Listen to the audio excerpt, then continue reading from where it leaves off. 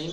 Sindh public service commission secondary school teacher ऐं lectureship जे हवाले सां सिंधी अदब बाबति सिंधी अदब जा जेके मशहूरु किताब लिखियल आहिनि ग्रामर ते सिंधी ॿोलीअ ते उन जे बारे में अॼोकी ही वीडियो तव्हांजी ख़िदमत में पेश आहे। किताब सिंधी ग्रामर अर्नेस्ट ट्रम 1872 में लिखियो। मशहूरु किताब सिंधी व्याकरण मिर्ज़ा कली बेग जो 3 भाङनि ते मुश्तमिल आहे। किताब सिंधी सूरत ख़ती ऐं ख़ताती डॉक्टर नबी बख्श बलोच जो लिखियल आहे। किताब ॿोलियुनि जा सरचश्मा हैदर सिंधी जो लिखियल आहे। मशहूरु किताब सिंधी आवाज़नि जा तबादला सुमार शेख जो लिखियल आहे। किताब सिंधी ॿोलीअ जा मौक़िक़ हिदायत प्रेम जो लिखियल आहे। किताब सिंधी ॿोली जी सिख्या शम्सुद्दीन उरसाणी जो लिखियल आहे।